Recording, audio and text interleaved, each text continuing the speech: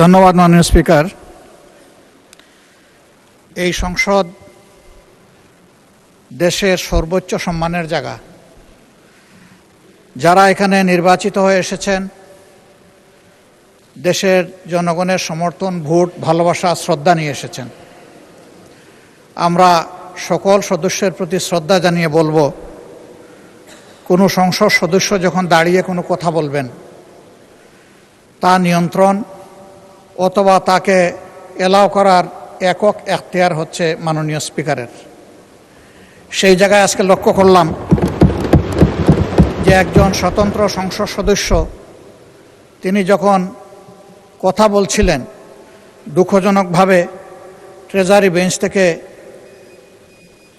সম্মানিত কিছু সদস্য এমন কিছু অঙ্গভঙ্গি করেছেন যেটা আমার বিবেকে আঘাত লেগেছে।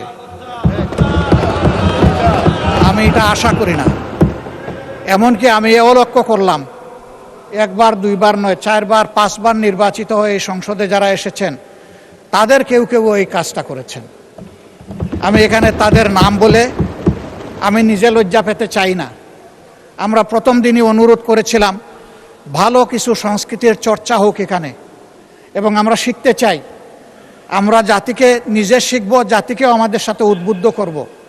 মাননীয় স্পিকার, আজকে 2 বারই লক্ষ্য করলাম যে ট্রেজারি বেঞ্চ যেখানে আপনাকে সবচেয়ে বেশি সহযোগিতা করার কথা, সেখানে আপনি বারবার অনুরোধ করা পক্ষেও তিনারা চালিয়েই যাচ্ছেন। আপনি মাইক দেন নাই, তারপরেও সংসদে কি হচ্ছে আমরা কিছুই বুঝতে পারছি না।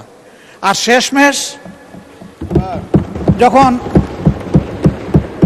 মাননীয় সংসদ সদস্য রুমিন ফারহানার বক্তব্য চলছিল, বিষয়টা একেবারেই অগ্রহণযোগ্য যা করা হয়েছে।